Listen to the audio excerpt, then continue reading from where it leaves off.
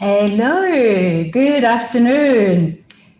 Good afternoon and hi Judith. Hello there. Hi, good to see you. Yeah. Welcome to everyone. Welcome to a new episode of Converse with a Coach. My name is Mireille Karera and I'm your host for this evening. And this evening, we are in Rwanda, it's evening, and I know the clocks have gone back in America. In North America, it's 11 o'clock now. So we welcome everyone from North America, Canada, where we have a lot of viewers from the USA and Europe, etc. So good afternoon, good evening, good morning, wherever you are in this world. And obviously, we are welcoming our home audience from Rwanda, from Africa, and South Africa.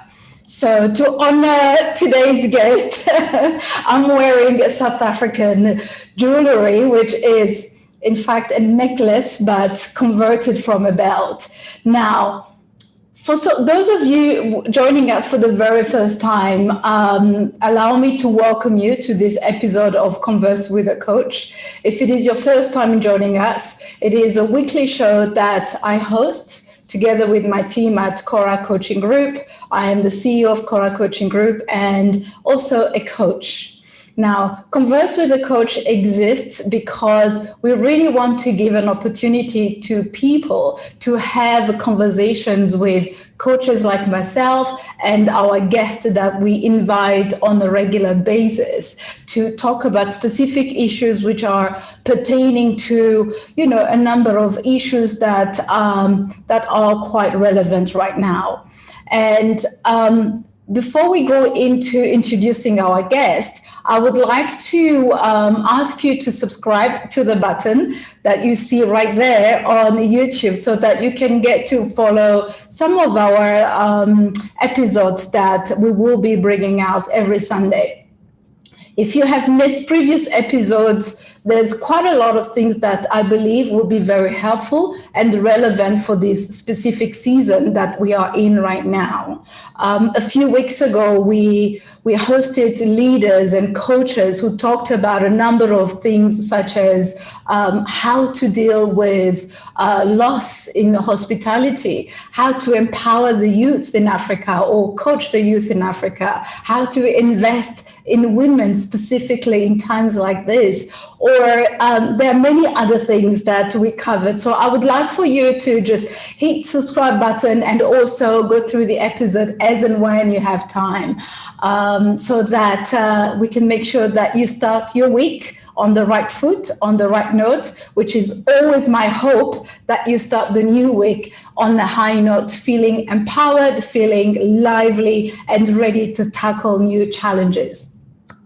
So that was me, just recapping for those who may be new today. And to those who are following us since we started the show in August, I would like to once again express my gratitude for your loyalty and also for the feedback that you have been giving us about the topics that we are bringing out to light, which are very, very crucial right now. And I hear from the audience that these are the type of topics that you may not have heard said or heard covered in mainstream media. So we truly value your feedback and wish to hear more from you as to what else you would like us to cover in the next Sundays to come. Okay, so that's that for a start. Let's now focus on today's show.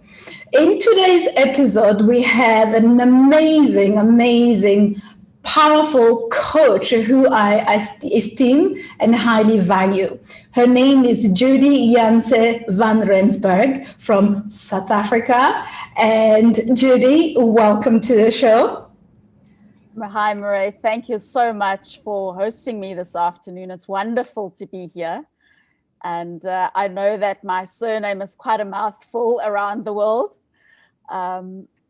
So shall I just say a little bit about myself and get to know everyone? Yeah, so before you do that, I usually ask people that we invite to share with the audience how we met. And you and I met in a very interesting, shall we say, circumstance. Would you like to share with the audience how we met, Judy? Yes. So we met each other at a wonderful conference in Mumbai in February this year. It feels like ages ago. It feels like years ago. And what a wonderful opportunity that was to get to meet and speak about self-care, speak to other coaches, speak to other leaders in the HR and well-being space. So that was an absolutely fantastic experience. And I'm so glad I went there. One of my colleagues actually said, should we go? Should we not go? What about COVID? And I said, no, I think I'm going to go. February, was COVID already a topic? It wasn't yet a topic in South Africa so much. But some of my colleagues overseas were saying, oh, no, we don't know if we should travel. And I'm so glad I did go because I met absolutely amazing people there. So yay for that. Yeah, and I'm glad you actually came along. What the audience doesn't know is that not only you and I were speaking at the World HRD Congress in Mumbai, which was the 20th, I believe, 20th annually, and you are so humble not to mention why you were there. I'm going to tell it all, Julie. So you were there to receive an award, and the award was you are part of the 101 top leaders, global leaders, fabulous leaders in coaching, right? So, and you were there not only to speak, but to receive that award. That was such a humbling experience. It's when initially, it's such a funny story because when I received the email initially, I thought, oh, it's spam. It's a joke. And I actually ignored probably the first 3 emails and didn't take it seriously. And eventually they said, what, if you're not coming, just tell us you're not coming. And then I thought, okay, let me go have a look. And I mean, it's a real thing. Yes. So, which taught me a lesson about paying attention. Yeah. And not missing or dismissing opportunities, even if they look a little unusual. Yeah. You don't know what might come. That's true. I love that word, unusual. And interestingly enough, I had the very same experience. I received the same email and also dismissed it. I received an email about also being selected to receive that very same award. And I thought, okay. Every year I receive an award from some source, which is great. It's humbling.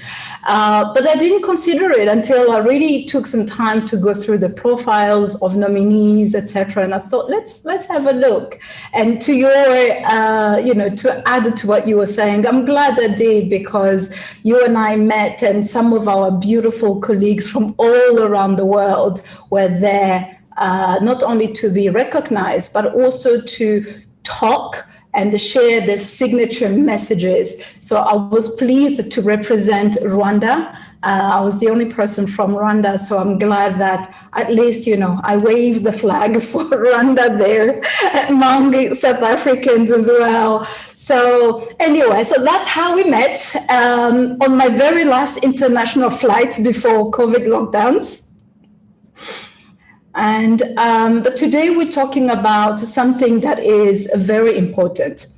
before we get to the topic, can you share a little bit more about the work you do, Judy, and then we can get into specificities of the actual topic for the rest of this hour? Sure. So I have quite an interesting background in that I've trained as a psychometrist as well as a coach. I've spent many years working in human resources and then consulting and training. And I spend most of my time nowadays coaching pretty much stressed out executives so that they can avoid burnout. I think it's something that is super important. And I mean, we'll go into that in a little bit more depth. I've also, been on the receiving end of burnout, and it really isn't a nice place to be. So as a working mum of 3 teenage girls, that's interesting in and of itself. And then also living in South Africa at this stage, we face very interesting challenges in the Eastern Cape. So we need to navigate those. And the kind of work that I do usually is with large corporations in the manufacturing sector, in the science sector. So it's usually technically astute individuals who usually are high achievers. And those are the ones that are prone to burnout, unfortunately. And it sounds like you are talking about me, Judy. Oh, I'm not loving it.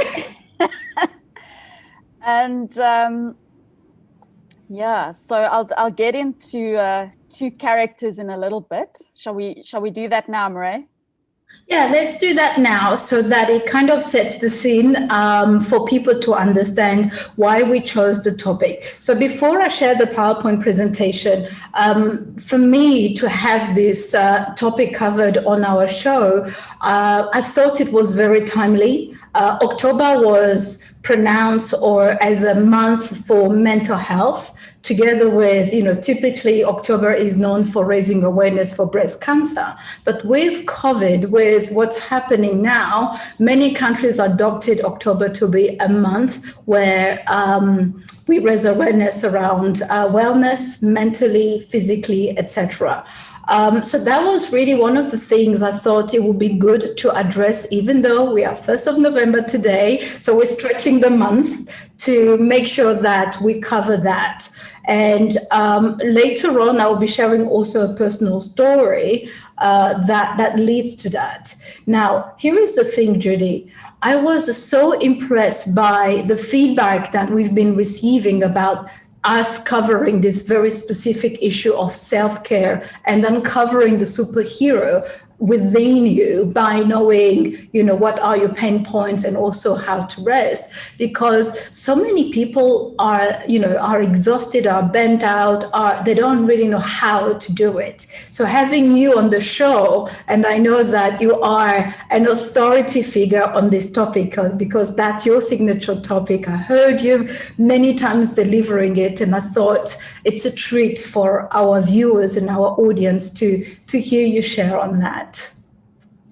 Wonderful. So I, was in preparing for this session, I actually looked at some interesting statistics, and it's from the World Health Organization. They did a survey between June and August this year, and actually found that across countries worldwide, almost, I think it's something like 93% of countries actually have a reduced or a reduction in the provision of mental health services worldwide, which is really scary if you think about it. I mean, we're in a position right now, the world is in a position where people are really struggling with mental health. There's very little spend on mental health at this point. On average, countries spend maybe 2% of their health budget focused on mental health, and that is something that we need to change and shift quickly. So if there are leaders on this call, you definitely need to start looking at, how much budget do you allocate to mental health and well-being, your own as well as those of your staff. So, right, so I want to introduce you to 2 characters, and then we'll have a very interesting conversation. So let's see who you identify with. So the first one is Sleepless Steve. So Sleepless Steve is quite possibly a production or a plant manager. He's about 51 years old. He's been working really hard. Steve cannot sleep. He's so worried about the future. He's one of those guys, he's got 2 cell phones. He's noticing he's gaining weight. That little tube around his middle seems to be growing, despite the fact that he's trying to get to the gym twice a week. Doesn't seem to be working. Steve's blood pressure is getting higher by the minute. His cholesterol is also increased.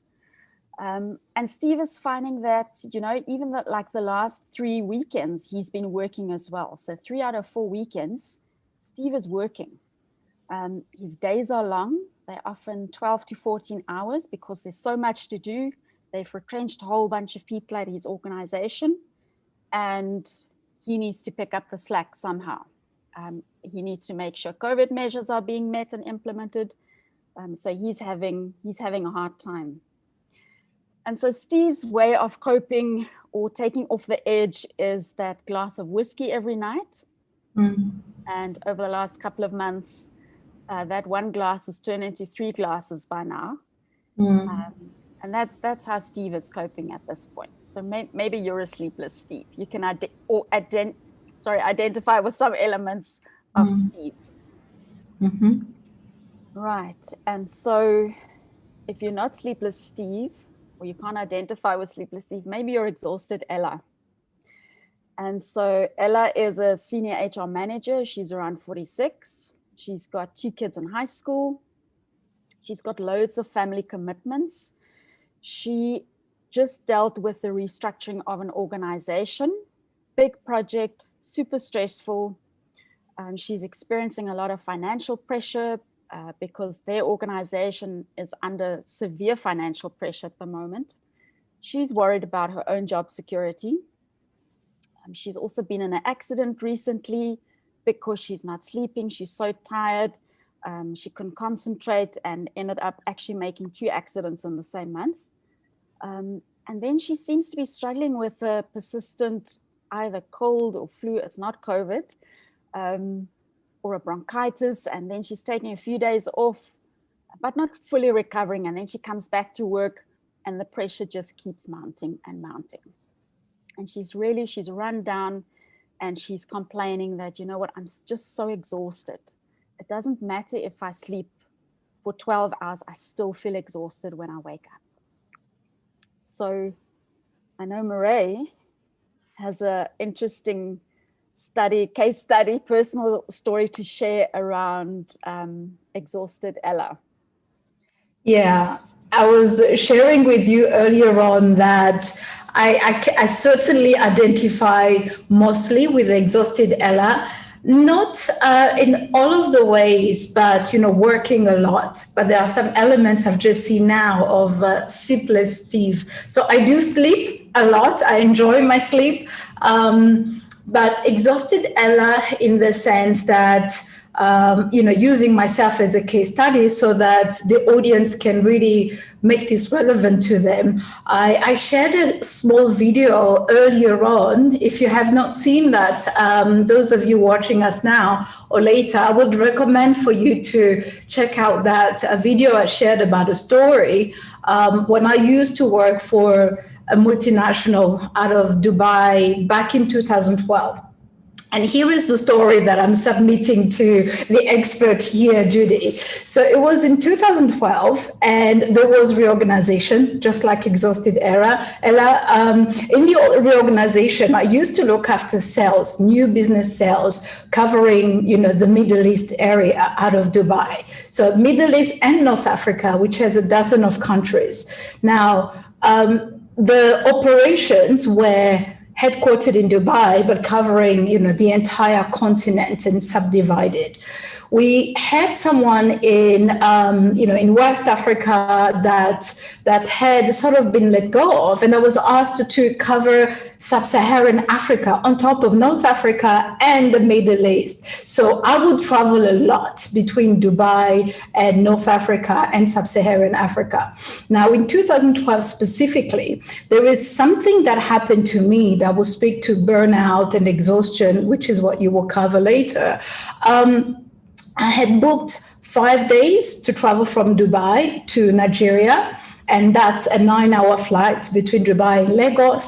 And I had to go from Lagos to Abuja, the capital of Nigeria, to attend a number of business meetings. So still covering sales, but at the same time, I had to recruit someone within that department. So picture this, 9-hour flights from the Middle East to West Africa, had to change, go from Lagos and take a domestic flight to Abuja, 2 days, meetings, events, etc.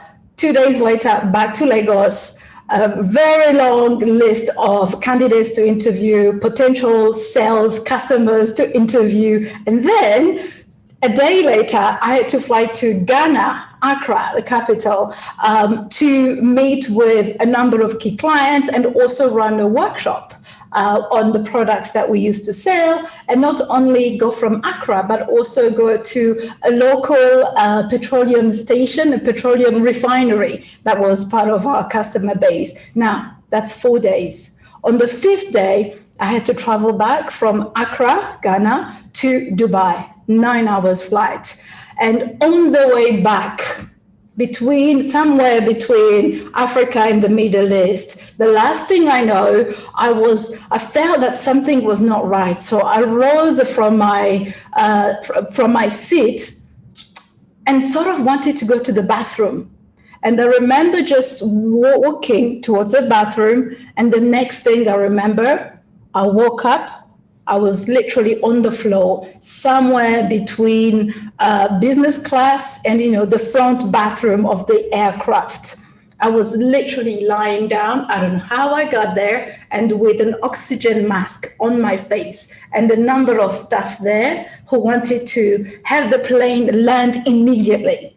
And somehow I woke up. Now, the feeling of that, of me collapsing on a plane for the very first time, and it was the last time, in 2012, I will never forget. So, long story short, we landed in Dubai. It was not an emergency landing. Landed normally and headed back to what I used to live in, Dubai Marina. But that day, something clicked. It clicked. I said to myself, yes, I'm an overachiever. I'm a type A person that you were talking about. For me, I didn't feel the fatigue because I was on and on and on and on, going like a Duracell bunny until literally I collapsed. And then from that moment on, I knew that I had to do something differently. And we'll talk about that later. So me being that exhausted Ella, and I know people will identify with my story that I'm sharing humbly, what would you recommend to leaders, professionals, to mothers that may also have this similar experience, Judy? Yeah, so maybe just before we jump into recommendations, maybe just some clarity around really what happens in that case like that. So you were probably really high on adrenaline. Yeah. And I know, high achievers, they love that adrenaline rush. It's that it gets them excited. They love their work. It's a dynamic environment. I'm jet setting all over the show, and it's lovely, right? And we thrive on that, the energy that we get from the adrenaline. Yeah. The thing is, our bodies can't cope with the amount of cortisol that's also pumping through our system. So it takes cortisol about 2 to 3 days once it's released to fully be taken up and expelled by the body. So you probably had a massive cortisol overdose. Your adrenal glands were probably burnt to a crisp at this point. And we underestimate the effect of stress and adrenaline and cortisol on the body. Add to that the different time changes, and then you've got a melatonin imbalance as well, which means you can't really sleep when you want to sleep, or you don't feel like you want to go to sleep because your body's not manufacturing sufficient melatonin. Melatonin is the hormone that makes us want to sleep. That's right. And you're right. I didn't think of the time change, because between Dubai and, whether it's Nigeria or Ghana, it's a 3 hours time difference. And the flights, morning flights, evening flights, do add to that stress as well. Thank you for clarifying that. And so what's interesting is my husband's a pilot as well. So I get a lot of inside info in terms of what works for sleep deprivation and time zone changes and all that kind of stuff. So maybe to share some tips from what they do is, so when they in a severe time zone change, let's call it that, they go to bed at the same time as if they were in their original country. So it doesn't matter whether it's 3 o'clock in the afternoon or 7 o'clock in the morning. They try and stay in that rhythm of sleeping so that they don't have to change that too much. And then something else that they often use is a natural version of melatonin to help them feel like they want to sleep. Because very often when you come off a flight, you're so hyped up and buzzed, and you've put on a fantastic landing, everybody's on a high, nobody wants to sleep. And I can imagine your husband being a pilot, piloting and flying so many hundreds of human beings. I can imagine his adrenaline level must be up there. So thank you for sharing that tip from a not only technical, psychological point of view, but also from a very personal point of view. Right. Yeah. And I mean, people get grumpy when they don't sleep enough. So my number one thing that I ask people to do is to look at how much they're actually sleeping and to measure it. And once again, I want to share from my own experience. I was under the impression that, I get a good 7-8 hours sleep at a night until I started measuring. So I had a little app on my phone. We get all these wonderful apps, started measuring the actual sleep, and discovered that I was only sleeping 4.5 hours a night.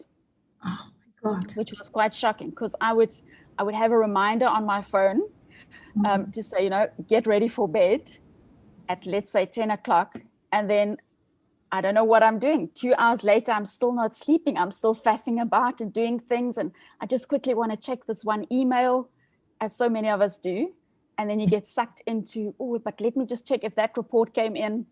We start doing that, and exposing ourselves to the electronic blue light also affects our melatonin production, and we can't sleep. So really a good tip if you're struggling to sleep is to switch off your electronics, all the electronics. I know it's difficult, but switch off all the electronics an hour before you go to bed. An hour before you go to bed. An hour.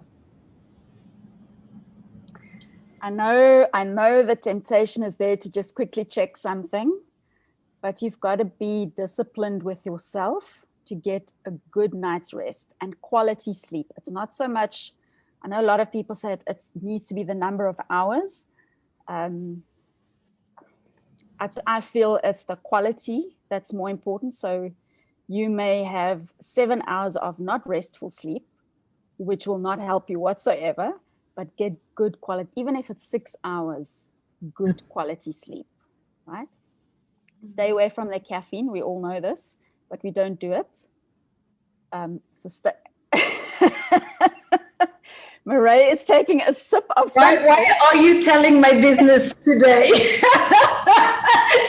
I've already confessed that I am exhausted Ella, coupled with Steve, sleepless Steve. But while we are there, let me just, I remember that I didn't ask the audience to share their stories and also comment and ask questions. And if they need any tips from you, you can always share that with us, and we'll make sure that Judy answers your questions. So yes, continue, Judy. So, Mireille, if you want to show that slide of Superman, this was such a powerful image when I saw it the first time. Even Superman is Clark Kent most days. We can't always be in that superhero mode, even though we all have our own inner heroes. we need to be very careful when it's time for that inner hero to come out, right? And so if we're trying to be the superhero every single day, that is definitely going to lead to burnout. It's not something we can sustain. Even in the movies, they can't sustain that. There's always a rest period for the superhero once he's achieved something. And I mean, most days, Clark Kent is a regular guy, goes to the office, he's trying his best to get the goal. He's doing his work. He's got a boss that sometimes understands him and sometimes doesn't understand him. So we need to find that sense of balance. And maybe work-life balance is something that's completely overrated. I don't think one can actually achieve that. If we can continue in motion and continue to be in motion and move forward and really do those things that can move us forward. And I often ask my clients, do you even know what still lights you up? What excites you? Do you know when your body is tired? Are you in tune with your body? Because a lot of people aren't in tune with their body. They get the aches and pains and the headaches and feeling a little off, but it's, oh no, I'll be fine. I'm fine. Let me just finish this thing. But we need to, especially as high achievers, you need to listen to your body. So we go through an exercise of really breathing deeply, understanding a good cycle of breathing. So our breath really influences our sympathetic and parasympathetic nervous system. So the perfect way to breathe, according to the experts, is around 5 to 6 breaths per minute. And I find most people actually breathe quite shallow. It's in their chest. So it's a lot of fast breaths, or very slowly, it's almost like they're holding their breath. So I want to encourage you to learn proper breathing. And if you're an athlete, or if you were an athlete, you would know that athletes actually inhale or breathe through their stomach. So when you breathe in, you actually push your stomach out. And it's something to practice. Eventually you get good at it. And so the idea is to take a couple of good deep breaths, right? So I'm going to just share 1 or 2 with you so you can see what it's like. So it would be something like this.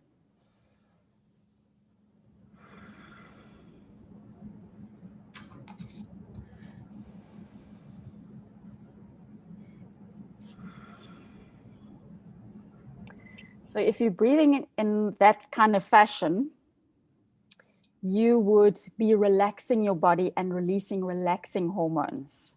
And that's what you want to do. So one can easily, in 1 or 2 minutes, really shift the state of your body quite quickly and get that stress and adrenaline under control.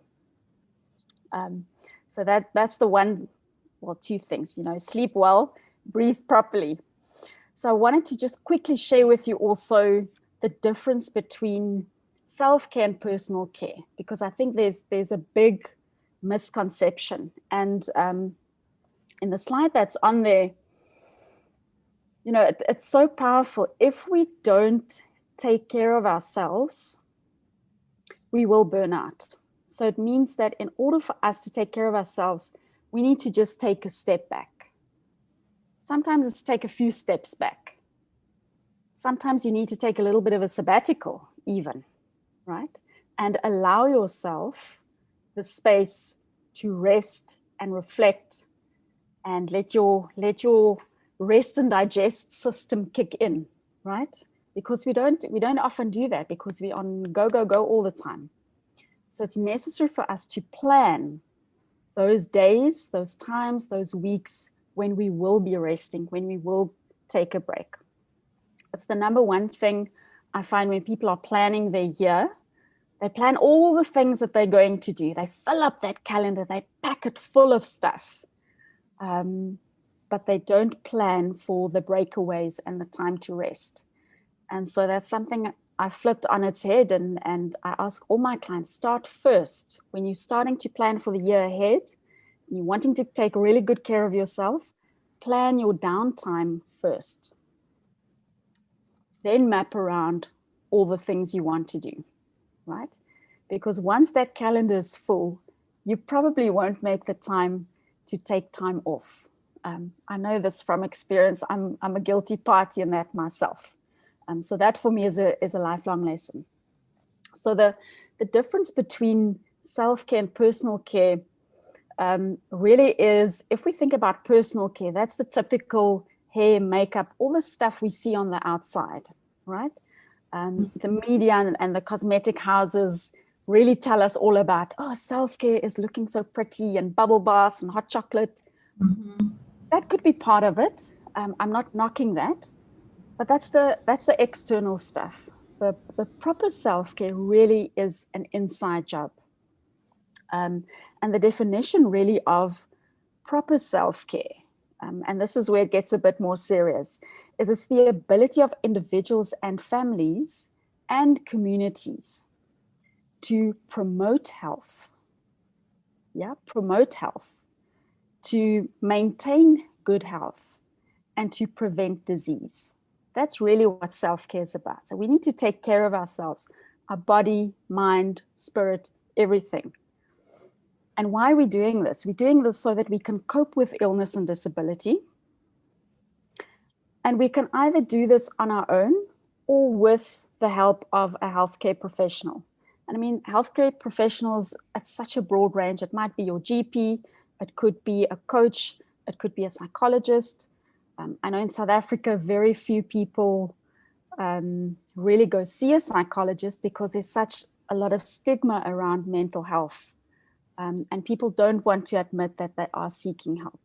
Yeah. But there's a reason why those people are there. They're there to support you, to assist you, to take you from I'm not coping to I can face another day. So, that's the other thing, is to make use of the resources and the help that's available to you. Let me take a break, take a breather, and maybe see if there's some questions. Yes, there are questions. Before we tackle a few questions and comments that have come in, just wanted to really acknowledge you and thank you for sharing such wisdom with us. I know this is clearly one of the topics that you have researched, that you have studied, and some of the content that I shared earlier this week in our newsletter from the World Health Organization that talked about burnout being officially an illness, if it is not treated. So that is something that you gladly shared with me, and our audience would have received that as well. So let me now just share a few comments and a few questions that we are getting. I'm seeing someone with Imagine Me Africa login saying, glad today I spent most of the day sleeping. Well done. Well done. That's exactly what I wrote back to the person behind Imagine Me Africa. And Mulalo Rambao from Cora, hi Mulalo, who is asking a very, very interesting question. She's asking, what causes people to grind their teeth while sleeping? Do you have any answer to that? I don't have a scientific answer for that, but I would imagine it's a high level of anxiety. I see a lot of people who are anxious. It's a way of self-soothing to grind their teeth. It may be something completely different. But they need to have that checked out, because over a long period of time, and this is again in the age category I'm in at the moment, a lot of my friends are having issues with having been grinding their teeth for so long. They actually develop an ear abnormality, if you can call it that. So it's between the ear and the jaw. There's some bones or some sinew, I'm not sure what it is. That actually becomes problematic. So best thing is to visit a dentist who will give you a little plate that you put in your mouth at night so that you don't grind your teeth. As to what the reason is, we can only speculate right now, but your dentist will definitely be able to assist you with that. Wonderful. Thank you for that. And Jeanette Mukabalisa is saying, planning for my downtimes will be my takeaway number one for today. And she says that this session is very helpful. Thanks to you, Judy. Right. So thank you to all for sharing. Please continue to share some of your comments. We still have about 15 minutes to go for Judy to answer any questions that you might have or might have had and wanted to ask a coach like Judy or myself, and particularly one with the experience on self-care and mental wellness. Now, commenting on what you said earlier on, Judy, I obviously shared the peak of my burnout and exhaustion back in 2012. Connecting that tragedy of me being Clark Kent, clearly, human being that did not know the limitations back then, and now connecting it back to the topic, what we called this session, which is unleashing the superhero within you. So when I had that episode in my life, I really was awakened to the fact that I needed to do something. So there was a turnaround from that tragedy to, I guess, a triumph, because I implemented some of the techniques that you mentioned today, which is to have a day where I literally switch off. So I'm glad you used the word sabbatical, because I call it my Sabbath. So there's a day out of the 7 days, I work 6 days as a, exhausted Ella, type A, high achiever, high energy, high performance based person, 6 days. However, the 7th day, which is for me a Saturday, I switch off my phone, or it's on silence far away. And what I do, and I've seen it really helping me to revive and rejuvenate and, recreate myself, is, no work, nothing at all that is work connected. So what I discipline myself to do on that specific day is literally to think about writing, reading, whatever that, energizes me. So all of our teams, clients, partners, my family, they all know that on Saturday, Mireille is not available. Now, when I started that tradition back in 2012, now back to the superhero, back to the, Clark Kent going into someone that you didn't know you had. So when you allow yourself to rest, there's a lot more that you can discover within yourself. When you take time to listen to your thoughts, to listen to and process whatever has happened during the week, right? So for me, that discipline, at least I have accomplished 1 day out of 7. And that's based on that I realized that while I was in Dubai in 2012, that there was something bigger than what I was doing.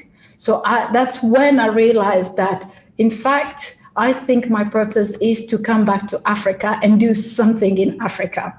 So that took me 2 years before, to strategize and take a decision to move back to the continent in 2014. So those Saturdays, I've used them to, create the person I want to be, and also what I want to do for the world and who I want to be. So fast forward, came back to Africa, and Cora came to me, and we, together with our team, we now created an organization, an academy that is helping people to become coaches. And we are creating a new industry that never existed before. So in the long story type of manner is that you don't know what you have within unless you take time to go within. So I just wanted to share that to emphasize your point from Clark Kent to superhero, because we all have that within us. Would you like to take it from there, Judy? Yes, and I'm so glad you share that bit of a story with us, because what you really were doing is embarking on the hero's journey. And the hero's journey is a philosophy and a methodology I use in a program I call Lead Like a Hero, from sleepless and stressed out to superhero in 6 months. And really one of the very first steps, the whole hero's journey is based on Joseph Campbell's work. And you'll see it's so easy to see in every adventure movie. It's the same plot that runs throughout all of those blockbuster movies. It's all based on that methodology. And the very first thing, the very first step, and this is often what people miss, is that the hero prepares before he goes on the journey. He doesn't just jump into it. You'll often see it. There's always this period of training. Like, let's take a movie like Rocky, for example, the boxing movie.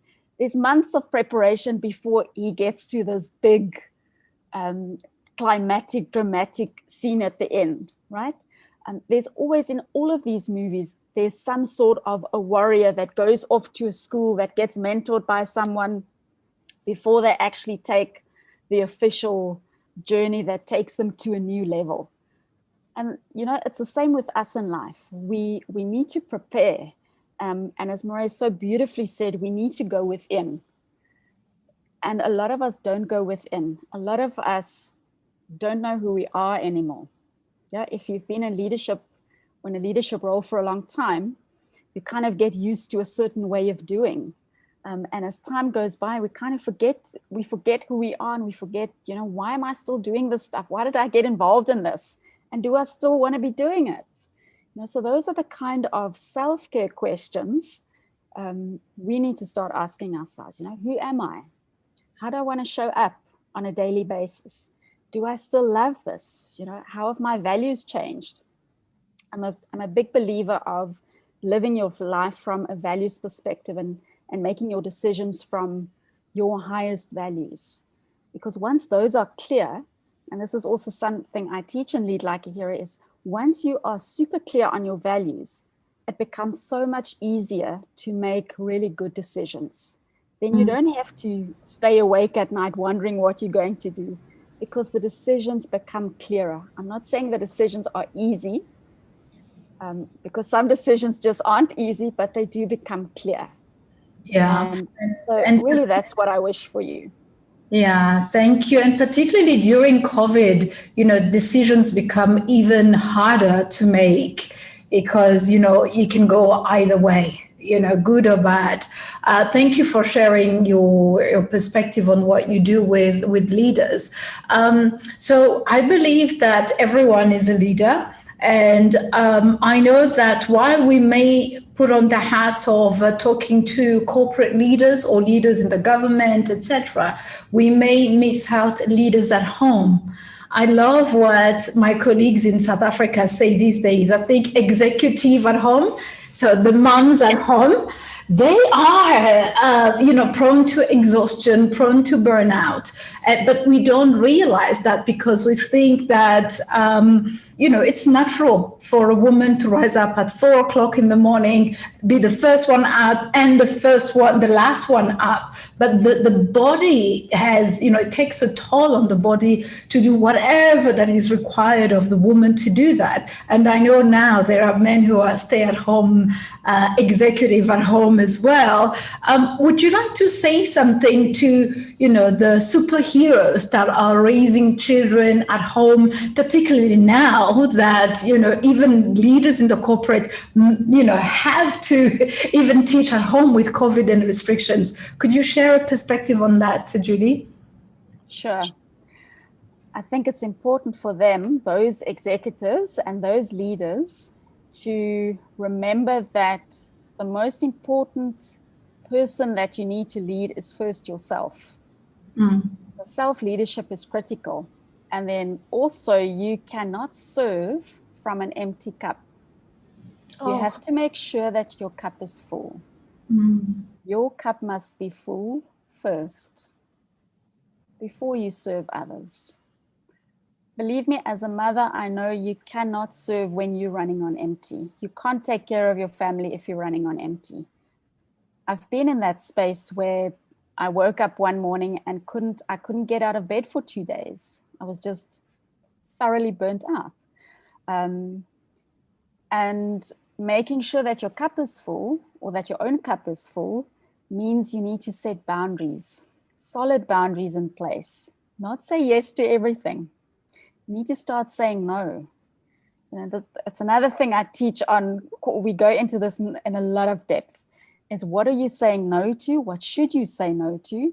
And what are you saying yes to? Are you saying yes to yourself? And I don't mean this in a selfish way. I mean this in a nurturing, loving, caring way. Are you nurturing yourself so that you can nurture others? Yeah. Mireille, over to you. I love what you said about that you can't give what you don't have. So if you are running on empty, you won't be able to fill others up. And particularly in our work, you and I are coaches. And I know there's a number of coaches, and leaders are coaches in any case for their teams. I know quite a lot that work a lot. And you can really see that they are burning out, and it really impacts the level of leadership there as well.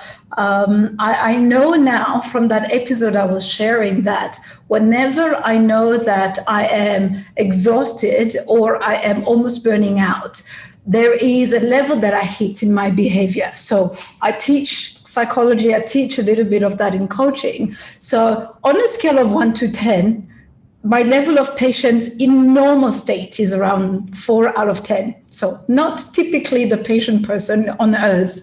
However, when I work so much, chasing deadlines, etc., my level of patience goes from 4 out of 10 to 1, sometimes 0. So when I get to that stage, I know that I'm not helpful to my team. And recently I had to catch myself and confess it to one of our managers to say, my goodness, I'm so sorry. I forgot to ask you about how is your wife doing? And the wife was in hospital. So there are a number of things that, when you are on empty, you don't realize that it takes on the quality of your life, of leadership, etc. So I always give myself as an example for improvement, because that is the best way to lead. And thank you for sharing that also. Let's see. Yeah, go ahead. Continue. Can I share 2 more things on that same note? So another thing to look at is, what triggers or what behavior changes can you recognize? So Mireille's mentioned her patience scale. I have a coffee scale and a hair scale. And it's usually around, if I've had more than 3 cups of coffee by 10 o'clock in the morning, I know that's a danger sign for me. So I need to start managing and slowing down. Right. And also, if I don't find time in my schedule for a haircut, I know I'm overscheduled. It's a silly thing, I know, but I look in the mirror and I think, why am I so busy that I don't have time for a haircut? Yeah. So it's like a 6-week reset or 8-week reset for me every couple of months to say, hey, it's time. It's time to slow down, take a breather. So 10 cups, right. We'll make sure that we send you some good Rwandan coffee for you there, but not 10 cups. Yeah, I used to have that scale with coffees. For me, it was 5 cups. If I had 5 cups of coffee per day, that means it's not good news. Haircut, it's an interesting one. Wonderful. Let's just see. I'm seeing Mulatto saying, okay, she's acknowledging what you just said. You cannot pour out of an empty cup. So picking up on what you're saying, we still have about 5 minutes for you to ask questions or comments. Until then, let's just make it a little bit practical for our audience, watching us live, and I know later on. It's Sunday evening in Africa and Sunday morning-ish in North America. So many people will start work tomorrow, new week, new month, 2nd of November, tomorrow, Monday. Practically, what would you say to those watching us that feeling, tired and exhausted, that may have felt the year-end fatigue? And I'm using the quote-unquote year-end fatigue, which is something we hear about a lot. What will be practical tips for the next 7 days for them to really look after their own mental health? So the first one may be a little hard to hear for a lot of people, Go on. And that is to take a walk. Go for a 20-minute walk. And I know a lot of people say, I don't have time to take a walk. There's so many benefits to getting the blood flowing, getting the blood pumping, breathing in fresh air. If you can, if you're in a position in a country where you're not on super lockdown, like in Israel at the moment, they can't move beyond like a kilometer from their home, do try and make time for a walk. Something that a lot of my clients do is a walk and talk meeting. So instead of being in the office all the time, you want to have a meeting with someone, go for a walk with them. It releases endorphins, it releases oxytocin, it makes you a lot more creative, so you'll have a much better quality meeting in any case, and you'll get some exercise at the same time. Another tip for the week ahead, see if you can go to bed at least half an hour earlier. I know that's for some it's a stretch, but give it a shot. Try it for 7 days. See how you feel. If you don't feel better after 7 days, then go back to your original, the way that you were doing it. But I guarantee you, after 7 days, you will see a different result. And then also, if you know that you're heading into a tough week, let's say you've got quite a number of important board meetings lined up or senior management meetings or whatever it is, you need to do a lot of preparation for those. Also know that or make time in your schedule for downtime. So right after you've had those board meetings, may be a good time to take an hour or 2 hours to go and reflect. How did it go? Just decompress a bit. I know so many people in leadership positions, they just go from one meeting to the next and there's no processing that happens. They're just running around. So make that time to decompress and process. And then my last tip, I think, for the week, and also not just for this week, but for every week, is to schedule at least 2 hours somewhere in your week that is strategic thinking time for you. So block it out in your calendar. If it's not in your calendar, it's probably not going to happen. I often say to people, if someone else has access to your calendar, write in their strategic meeting, because they're less likely to schedule something over that. So you've got that time to think. And right now, as leaders, that's the one thing we must do. We must start thinking and thinking more strategically about how we are approaching life and leading others. Yeah. Wow. Beautiful. Thank you for being so generous in sharing these very valuable tips. So going for a walk and also taking some down times. For me, there is something I always like to be transparent and be accountable to people. Last year, I asked our viewers and our audience on social media to hold me accountable to taking lunch, because as you described that, I usually book meetings back to back, and I forget to take a lunch break. So every now and then I have accountability partners that message me and say, hey, did you take your lunch break? Now, I must confess, it doesn't always work, but at least I have people checking in with me. So maybe as a final tip is find out who can be your accountability partner to help you either take a walk or be in your strategic thinking moment or schedule less. Perhaps your PA or your colleagues can do that for you. Awesome. So we have 1 minute left. So allow me to use that 1 minute to firstly thank you, Judy, for this very invaluable episode with you and sharing tips on how to improve our self-care by really helping ourselves to not only tapping into ourselves, but unleashing the Superman, Superwoman within us through that. So I appreciate your time, Judy.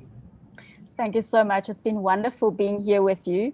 I often find that this time is always so short. I've got like another gazillion million things that I want to share with you. Yeah, how can the audience connect with you so that they can hear more about what you do? So I think the best way to get in touch with me is via email. And that would be Judy with a Y, JVR, @mindsinc.co.za. mindz.co.za. So any other questions you have, you're welcome to email me. You're also welcome to connect with me on LinkedIn. Yeah. Or as my mom's friend would say, link-a-dink. And so those are the two best ways to get hold of me.